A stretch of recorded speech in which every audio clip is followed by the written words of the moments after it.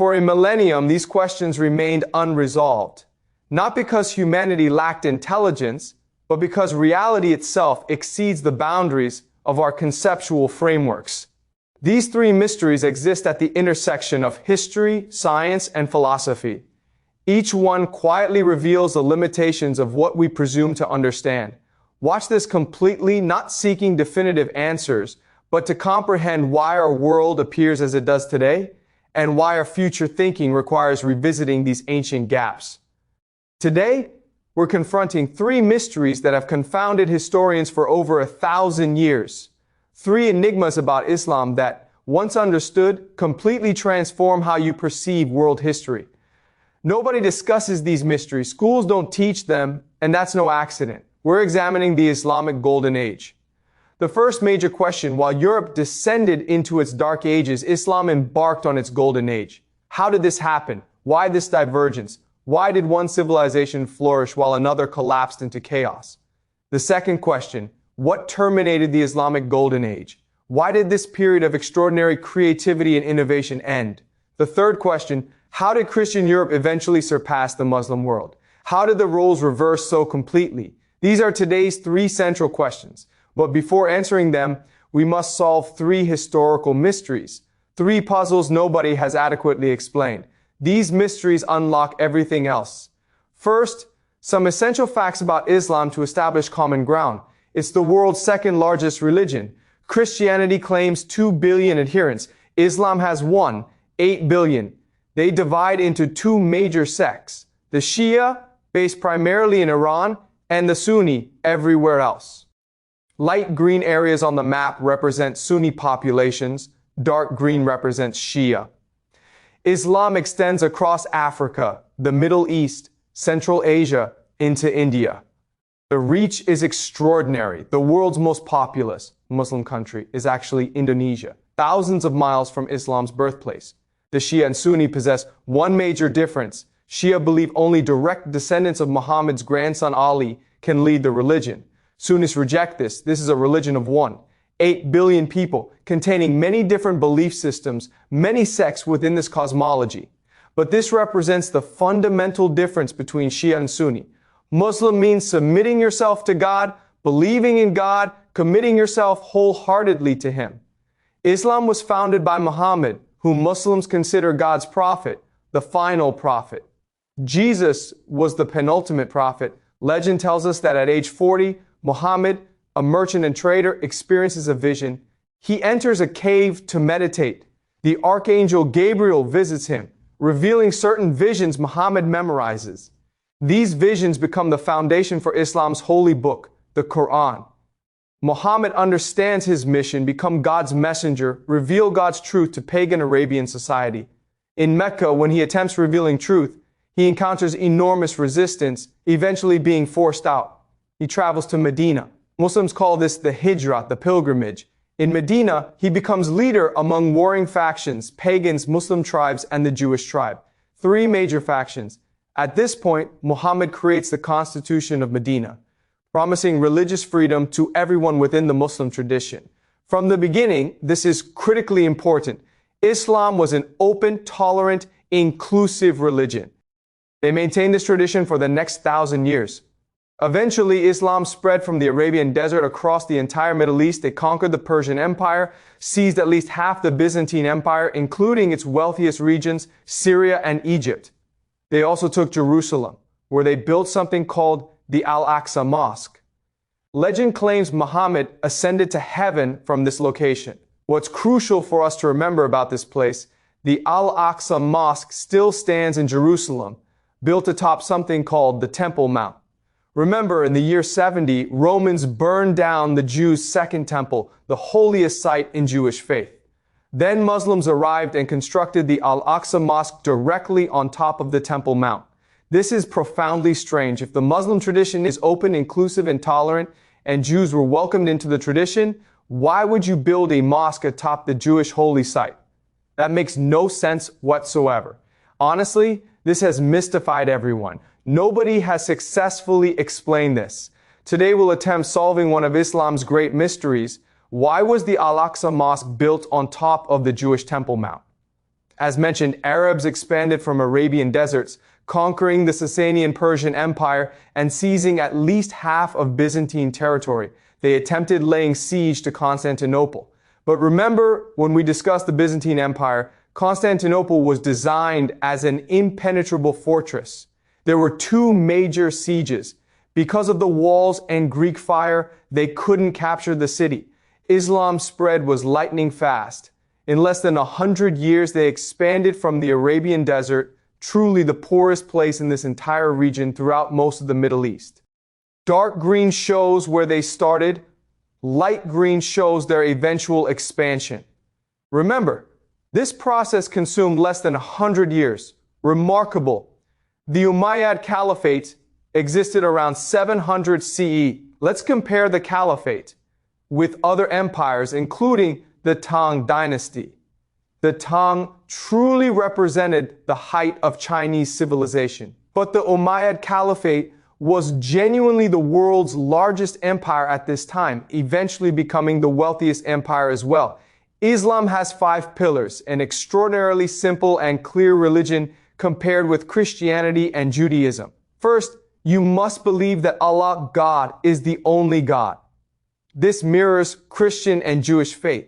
Second, you're required to pray at least 5 times daily, facing Mecca's direction.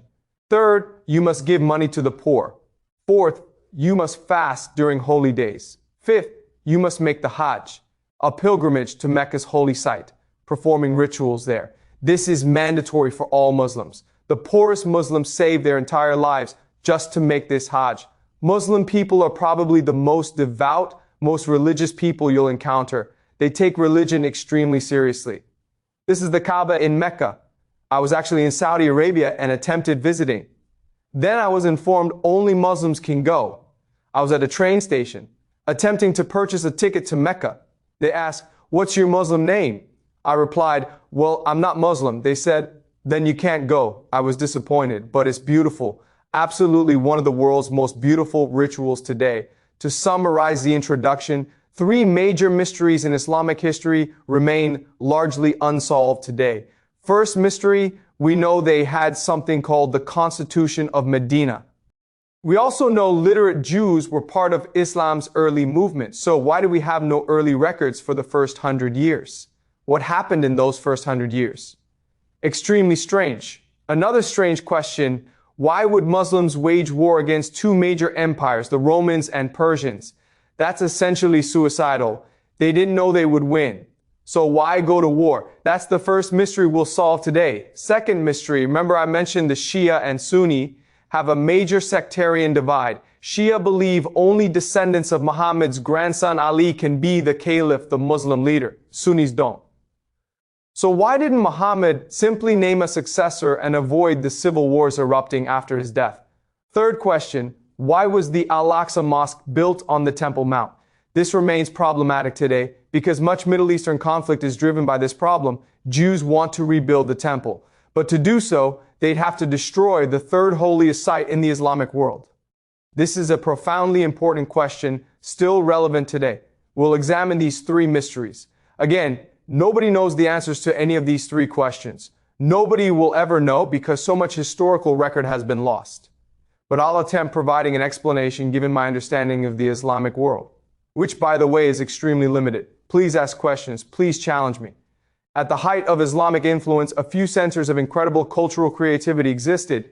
One such site is Bukhara in Uzbekistan. It's still there. You can board a plane and visit it. It's an incredible city, demonstrating the immense creativity, the artistic creativity of this Islamic Golden Age. But the main cultural center of the Islamic Golden Age is Baghdad. It's not so beautiful now, but then it was truly the world center. It's a round city, a new city. This is a topographical map of the city. It's surrounded by the Tigris and Euphrates, a round city, one of that era's few round cities. Baghdad was capital of the Abbasid Caliphate, which initiated the Islamic Golden Age. The Abbasid Caliphate succeeded the Umayyad Empire. Muslims consider this their civilization's height. What's crucial for us to understand about the Abbasid Empire, not only were they influential in the Muslim world, but they eventually created the world we inhabit today. When we think of globalization, we consider this a recent phenomenon. But examine the trade routes the Abbasid Caliphate created over its 300 to 400 year history. It connects the entire world. As I mentioned last semester, globalization has always existed to some extent in world history, but the Abbasids, the Muslim religion, took these existing networks and made them richer, denser, and faster. You may not know this, but the Abbasids traded heavily with Tang and Song dynasties. In fact, the Abbasids initiated something called the Maritime Silk Road. The Overland Silk Road had existed for a long time, but the Abbasids eventually created the Maritime Silk Road, bringing China into the world to a greater extent than ever before. The main center for cultural production in the Muslim world was something called the House of Wisdom. Its model was the Library of Alexandria. Remember last semester we discussed the Library of Alexandria in Egypt. Its mission was becoming the first university, taking all Hellenistic culture, systematizing it for dissemination.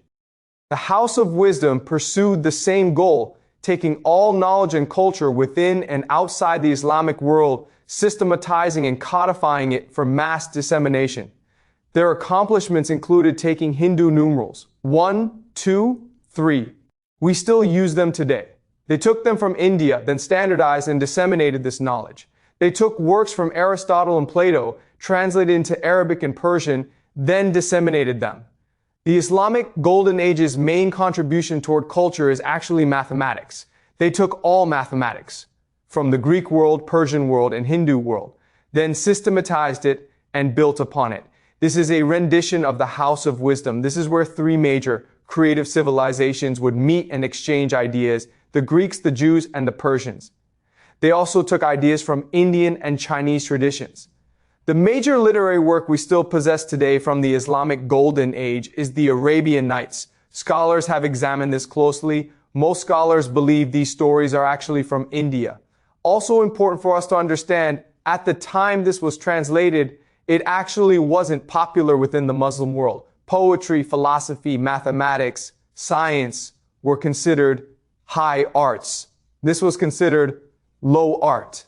Why we have it today, Europeans discovered this centuries after the Islamic Golden Age and fell in love with these stories. That's why we still have them today. Disney movies are based on this as well. Let's examine some major thinkers and philosophers of this Golden Age. At this time in world history, we don't differentiate between philosophers, poets, scientists, mathematicians, all intellectuals engaged in all these different fields. One of the most famous is Rumi, who is Persian, a poet, a mystic, a philosopher. Ibn Sina is probably the most famous intellectual of the Islamic Golden Age. His books, his works were admired in Europe. Islamic philosophy was being exported to Europe, where it would profoundly influence many of Europe's major thinkers. You may have heard of Leonardo Fibonacci. You should have encountered him in math class. Well, at this particular time in history, he was traveling to Baghdad to study from the leading mathematicians of this time, taking their ideas and importing them back to Europe. This is Ibn Sina. The Latin name is Avicenna. Ibn Rushd is also a major intellectual at this time. Just to demonstrate how influential these two were in Europe, let's examine Dante's Divine Comedy. Dante's in hell, in limbo. He's meeting the most influential, the greatest philosophers in human history who have influenced European civilization. Obviously, he names Socrates and Plato, but guess what? He also names Avicenna. So Dante is acknowledging the debt Europeans have to Islam. This is important for us because Muslim intellectual influence on Europe has been whitewashed from history. This is something you don't learn in school usually, but without Islam, you can make the argument that Europe could not have modernized. Omar Khayyam is also another famous intellectual poet philosopher. This man, Muhammad ibn Musa al-Khwarizmi, is considered the father of modern-day algebra. His Latin name is algorithmi. If this sounds familiar, it's because his name gives us the modern English word algorithm. Both algebra and algorithm were originally Arabic words. So most mathematics you're studying in school actually originated during the Islamic Golden Age. This name is Ibn al-Haytham. He invented physics, basically optics. Again, extremely influential. These ideas were imported back to Europe and became the basis of the Renaissance. Al-Zahrawi is the father of surgery at this time in world history. The very best hospitals are in the Islamic world by far. This is the first 24-hour hospital in Baghdad. What's also amazing about these hospitals, if you were poor and couldn't pay, you could receive medical treatment free. That was just part of the faith. All poor were treated with great charity and kindness during the Islamic Golden Age. This is Al-Qarawiyyin. It was founded in 859 in Fez, Morocco. This is important because this is actually the first degree-granting university in the whole world, and it's still there. This is the world's oldest university. What's also amazing, it was founded by a woman who inherited a fortune from her father and spent all her money building this university. In 1258, the Islamic Golden Age officially ended, or that's what scholars believe. The reason? In 1258, the Mongols sacked Baghdad and burned all the books, or that's what legend tells us. Baghdad had a thriving bookstore culture, unique in the world. Intellectuals, the elites, spent enormous resources buying books. They imported paper from China, learned papermaking from China. Books were extremely popular within Baghdad, especially among the elite because of the Quran. It was necessary for the elite to be literate. Literacy was mandated. The Quran also standardized Arabic, making it the official language of the entire Muslim world. But just because the Islamic Golden Age ended doesn't mean creativity stopped in the Muslim world. This is Ibn Khaldun. He is considered the father of social science, economics, quantitative history, politics. This man invented many of these disciplines. He's most famous for his idea of asabiya, which means social cohesion. He was actually the first to systematically think about grand history. Why do civilizations rise? Why do they decline? His conclusion, borderlands are able to conquer empires because borderland people have asabiya, meaning they are more egalitarian, more free, more cohesive as a culture. Whereas the empire, because it's so massive, loses much cohesion. Again, Ibn Khaldun is a major inspiration for the history I teach as well. From 1300 to 1700, the world was dominated by three major empires, the Ottomans, the Safavids in Iran, and the Mughals in India. They are collectively known as the gunpowder empires. What's amazing, since its inception around 622 CE up until the year 1700, the Islamic religion dominated the world. So the question for us is, why was that the case? How did Islam overtake Europe and overtake Christianity? That is a mystery and question for us today that we will examine. Let's return to the three mysteries I introduced earlier. Why do we have no written records, even though we know the people within the movement, Jews and Christians, knew how to read and write? That's the first question. Second question, why did Muhammad name a successor? Third question, why was the Al-Aqsa Mosque built on top of the Temple Mount? This is a paradox because Jews were an extremely important part of that early movement. So why would you offend Jews like this? To understand what happened, let's go back in time. We know that in 622, Muhammad goes to Medina, and that starts the Islamic movement. But let's examine Jerusalem and figure out what's happening there. Once we do that, we can figure out what's happening in that world.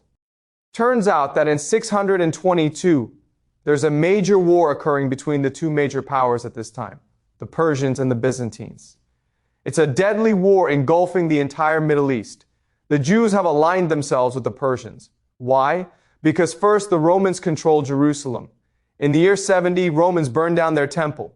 In the year 135, Romans expelled the Jews from Jerusalem, their holy city. Ever since then, the Jews obviously wanted revenge, but they also wanted to return to the holy city and rebuild the temple. With the Persians, they saw this as an opportunity because historically, Persians and Jews got along very well. Jews helped the Persians take Jerusalem and push out the Byzantines. But when that happens, Christians in Jerusalem revolt and force out the Jews. Then the Byzantines, under their emperor Heraclius, return to Jerusalem in the First Crusade. This is the beginning of the crusade idea. They retake the city. Then what they do is expel the Jews from Jerusalem, obviously, but then they start killing many Jews, forcing these Jews outside Jerusalem. So now these Jews have nowhere to go. But there's something called the Constitution of Medina in Arabia. There is a Prophet Muhammad promising religious tolerance for all. all can practice their faith in peace. So it makes sense for many of these Jews, not all of them, but many, to join this early movement. What's important for us to understand at this point, Islam or Muslim is not a distinct religion. All these people are called believers because Muhammad himself is a final messenger of God. Abraham was the first. Then you had Moses. Then you have Jesus. Now Muhammad is the very last. So all these three different traditions, the Christian tradition, the Jewish tradition, and the Islamic tradition, in the beginning, were all just one religion, one idea to bring God to earth and make everyone understand that God is the true God, to create monotheism on earth. That's the origin of this new religion of Islam. This is the constitution of Medina, which is in the Quran and which we know to be historically true. Maybe not the exact wording, but we know this existed. These people were called believers. This would also include people who believed in Zoroastrianism because Zoroastrianism was also a monotheistic religion. The Constitution of Medina was an attempt to unite all monotheistic religions into one single tradition that fought for God. Also critically important for us to understand, not only is all this persecution happening against Jews, against Christians, against Zoroastrians, but this is an apocalyptic age where all three traditions believed this was literally the end of the world. If you were Jewish, you believed in a final battle called Armageddon between the Messiah who will lead you and against two enemies called Gog and Magog. Guess what? The Persians and Romans were fighting each other. You could easily interpret this to mean the Persians and Romans were the Gog and Magog, the enemy in your tradition.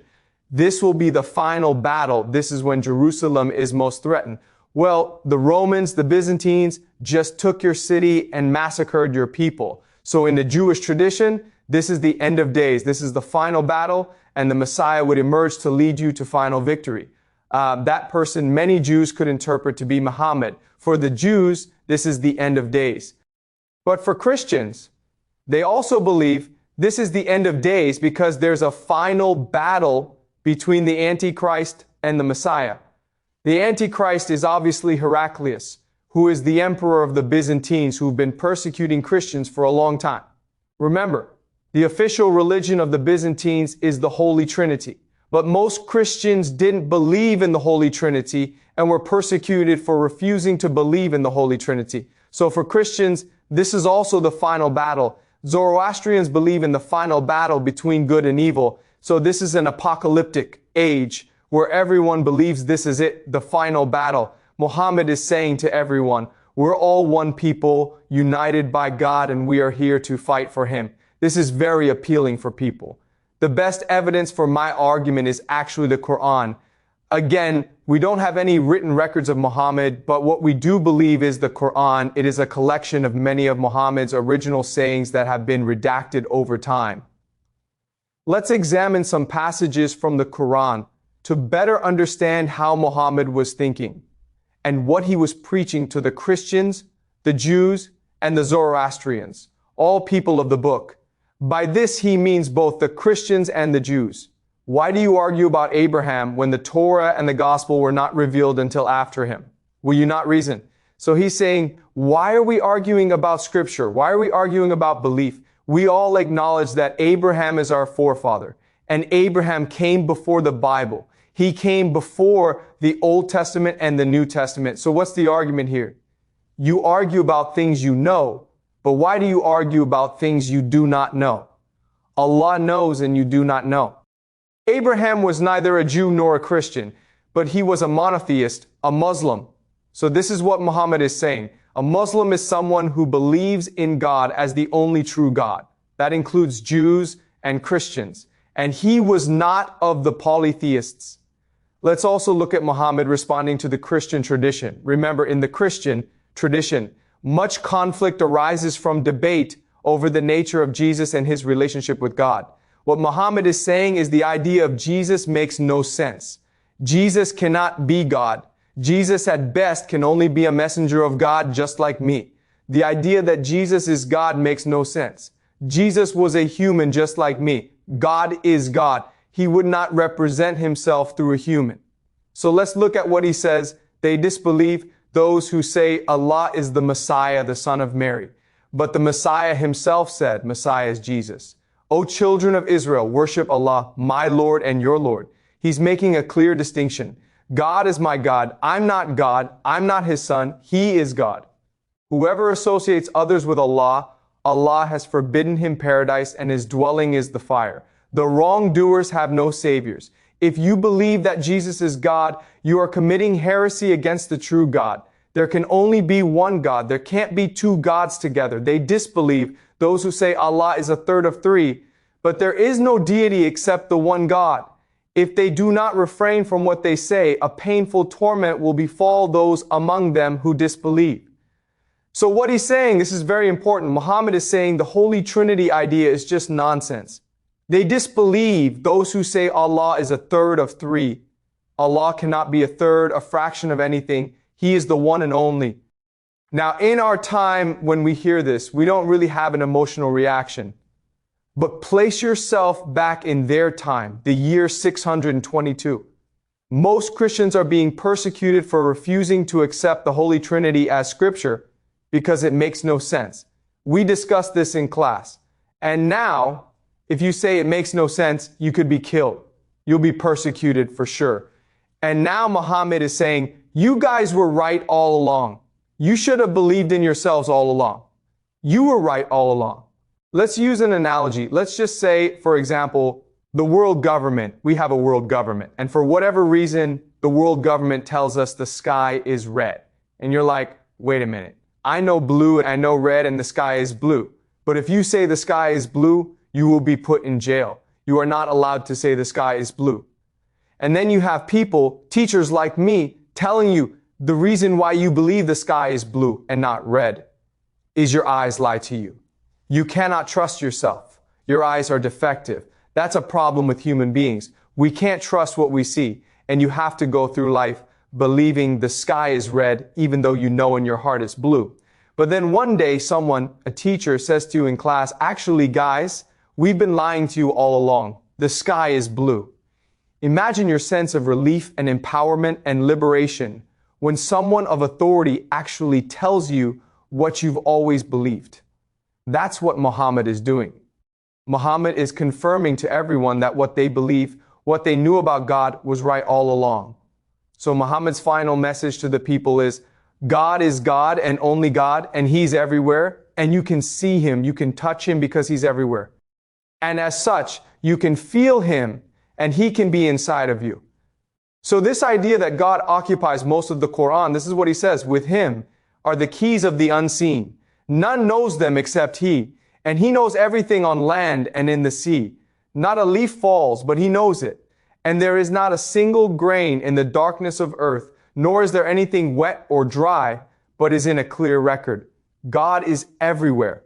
You can see and touch him in everything. So in other words, what's happening is that Islam is really the first monotheistic religion in the modern sense. When we think of monotheism, we're actually thinking of the Islamic version of monotheism. So what is the power of Islam? And I want you to remember this.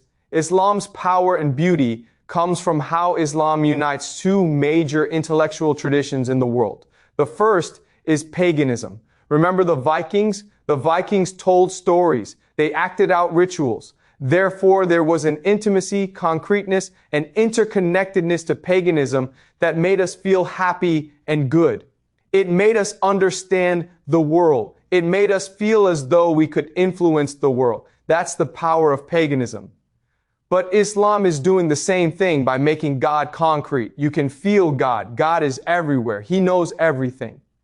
But what Islam is also doing is it's seizing the simplicity, clarity, and absoluteness of monotheism. Monotheism is nice because with monotheism, everything becomes clear to you. There's one God. Therefore, I just have to follow him. I just have to believe in him. There are like 1 million gods in paganism. So it's unclear what you should do or how you should relate to these 1 million gods. But here in monotheism, the relationship between God and you is very clear. So in other words, Islam is a major intellectual revolution in human history. We've forgotten this because Islam, the idea, has embedded itself into modernity itself. So what I will show you over the course of the semester is that Islam really is a portal to modernity. When we say that modernity began in Europe, we forget that Islam really built the basis for modernity. Fulfillment of the law and the prophets is completing the story in the Bible. It's bringing God to the people. You can now touch God. You can now know God. That's the beginning of the idea of Protestantism and create heaven on earth. And this is the idea of science. Why do we use science to make the world better? Because God wants us to make the world better. So many of the ideas that will underpin modernity, that God can be in us and that God expects us to make the world better, it's already there in the beginnings of Islam. And that's why we will have the Islamic Golden Age, because they are propelled by devotion to the one true God. So let me very quickly answer the three mysteries. The first problem, why were there no written records? The answer is, first, Islam marks a revolution. It is overturning the social order. The problem is that eventually Islam will become a social order. So you obviously don't want to paint Muhammad as a revolutionary. That's the first problem. Muhammad represented a revolution against a social order. Second thing, we know that his early followers, the companions, were all wiped out. They're all dead. The official history says they died in military conflicts. But here's the amazing thing about early Islamic history. We don't have that much evidence of military conflict between the Arabs and the Persians and Byzantines. We don't. There's maybe one city, Caesarea, where there was a siege, but we think much of the conquest happened organically, or maybe their enemies surrendered to them rather than fought them. That's why I would say it's a revolution, not a conquest. It's a revolution where ordinary people were so disgusted with the current leadership that they opted for a new belief system. The problem, though, is that once you amass power and it's a coalition, the question then is, who's now in charge? So for the next 1500 years, there will be a series of civil wars to determine who will be in charge. Those early companions were probably purged. The word we use is purged. They're wiped out, including the Jews and the Christians. We know for a fact that in the early days of Islam, Jews and Christians were part of the hierarchy. There's a man named Saint John of Damascus who was very famous, and he was a lead official in the Umayyad Caliphate. We know that as a fact. But eventually they were purged from the system. And if they're purged, what happens is they also purge history. Because if these are the companions of Muhammad, Christians and Jews, then they're legitimate. They're more legitimate than you are. Therefore, they have to purge that history. But knowing that, and the third thing is, there will be a series of continuous civil wars among the Arabs to determine who will be the caliph. Obviously, they want to disguise this history. They want to disguise the history of civil conflict. So the first 100 years was revolutionary, but also very tumultuous and bloody. That's why they had to disguise the first 100 years of Islamic history. Again, this is my explanation. I could be wrong. There could be other explanations. Second question, why didn't Muhammad name a successor? Again, this is just my theory. But if it's the end of days, if it's the end of the world, you don't need to name a successor because God's coming, right? What's the point? In fact, if you name a successor, then you are admitting defeat.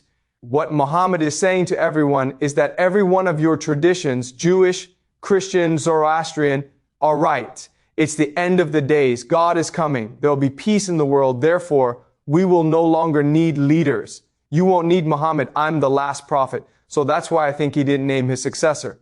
But there could be other explanations. Now, third, why did they build a mosque on the Temple Mount? This explanation is very controversial. The Jews supported the Persians in the war against the Byzantines on one condition, that the Persians would allow them to return to Jerusalem, but also on the condition that the Jews would be allowed to rebuild their temple, which is exactly what Cyrus the Great did.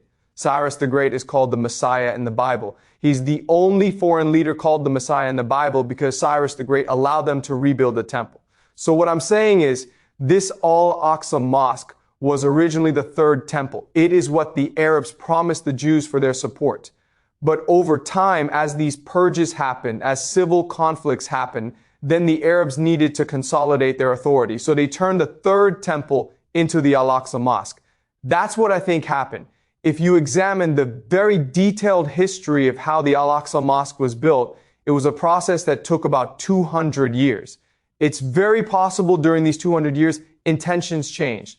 Again, I know this is an extremely controversial statement, but I think that's what happened. Originally, it was meant to be the third temple, But then over time, Arab leaders changed their minds and thought to themselves that if we do this, then we make the Jews into a very powerful political entity within the Muslim world.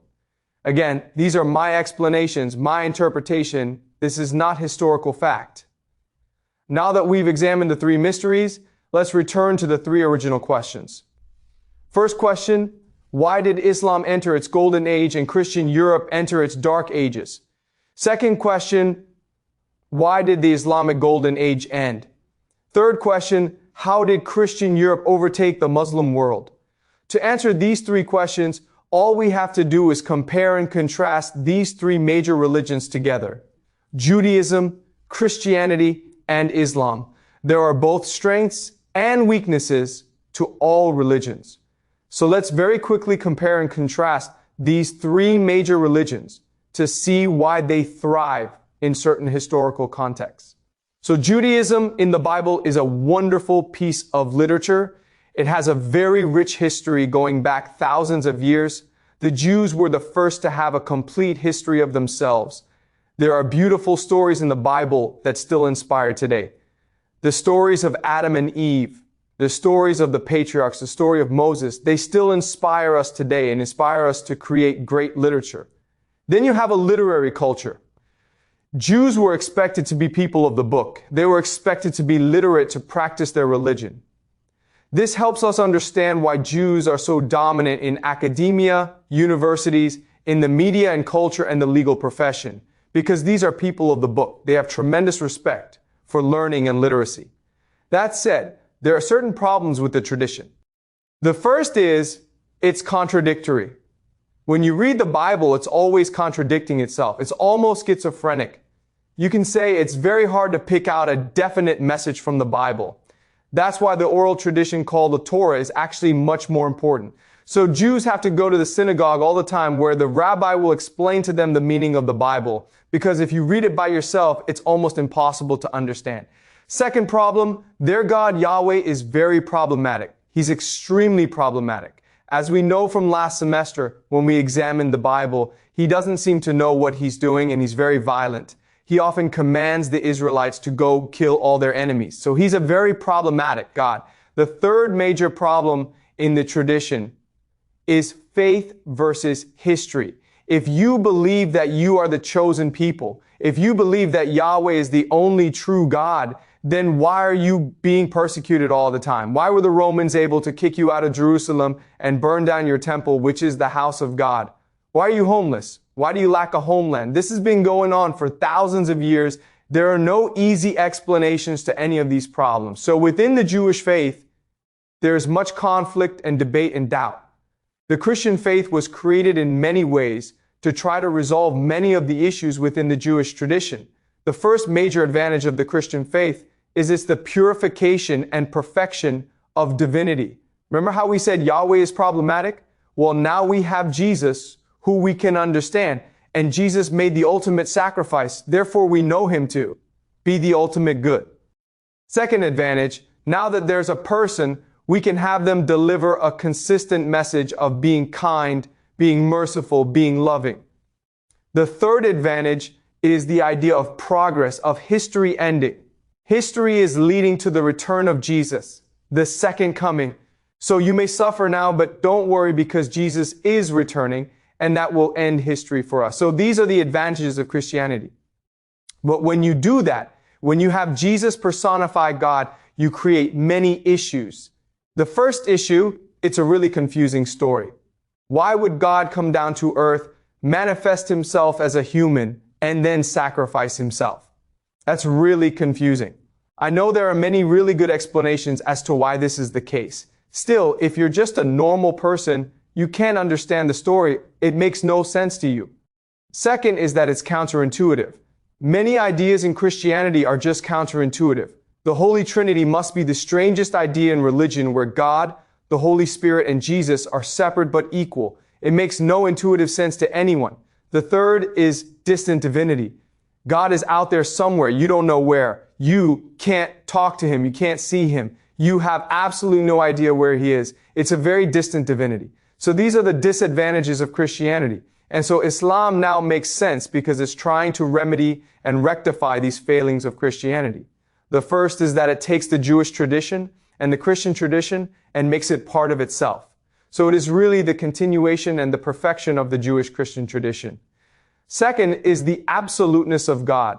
This is now true monotheism where God is everywhere and you can see him. But if God is everywhere, then what's amazing is that God can now come inside you through your faith, through your devotion, through your practice. And so what this means is you now know how to behave in the world. There's a clarity of purpose and action. You know that as long as you do those 5 things, those 5 pillars of Islam, your life will be good. God is in you. And that gives you strength and purpose and power. These ideas will start the Islamic Golden Age and allow Islam to propel itself past everyone. The problem, though, is it's too simple and clear. The advantage of being contradictory is you allow for different belief systems which come into conflict with each other. And with this contradiction and conflict, it allows for innovation. That's why capitalism will eventually give way to Protestantism, which is a reinterpretation of the Bible. But it's because the Bible is so contradictory that this innovation is able to happen. The Quran is extremely clear. But if that's the case, then you cannot allow a radical rejection of the past and embrace of the future. Second problem then, it's inflexible. It can't be as innovative as Christianity and Judaism. The third problem is Islam proposed to stand outside of history. Judaism is inside of history. Christianity is inside of history as well. But Islam is eternal. When you read the Quran, it's meant to be the eternal words. These words are always true. But then the problem is, how do you go about and interpret your actions through the lens of history, and how do you improve your society based on this interpretation?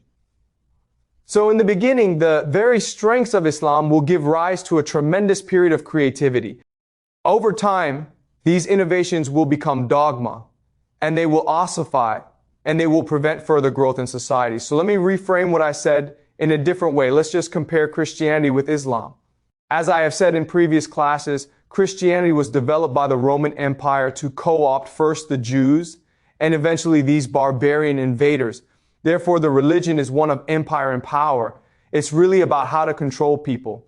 But Islam, as I just mentioned, is a revolutionary religion that must be open and inclusive and tolerant to attract as many followers as possible. Now, the main mechanism of control for an empire is the idea of orthodoxy. Orthodoxy just means the correct thinking. But if you have orthodoxy, then you have the idea of heresy. Orthodoxy is with God. Heresy is against God. If you agree that the sky is red because I say the sky is red, then you're orthodox. But if you insist the sky is blue, then it is heretical, and that constrains or limits the imagination. And the philosopher that you base your society on is Plato. So the idea of the bishop, the idea of the pope, it's really the idea of Plato's philosopher king. But let's look at Islam. It's a revolutionary religion. Therefore, you must activate the energy of all your followers. You must get them to believe and you must get them to fight. Therefore, it's a religion based on intuition. God is with you. You know God. God is inside you. And the idea of intuition is what allows for science. You can discover truth by just observing through empirical observation, through your own analysis, through your own belief. And the person who argues, this is, of course, Aristotle. So this is the argument I'm making to you. Many scholars believe the Islamic Golden Age happened because the Muslims had books. They had wealth. But the Byzantines also had access to all these major thinkers, Plato and Aristotle. The Byzantines had much wealth. What I'm arguing is that a culture needs to have an attitude, a perspective, a worldview, an orientation. For the Byzantines and the Europeans, they chose Plato. But the Muslims chose Aristotle. That is the major difference.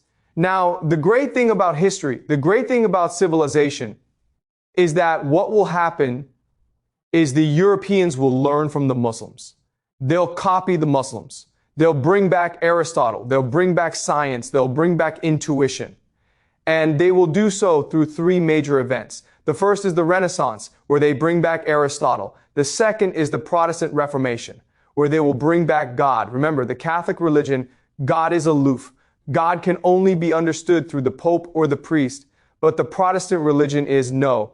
God is with us. God is in us Through your actions, you can win God's favor. The last is science, the scientific revolution. And these are the three major events that will give us modernity. But guess what? The Europeans are just emulating the Muslims.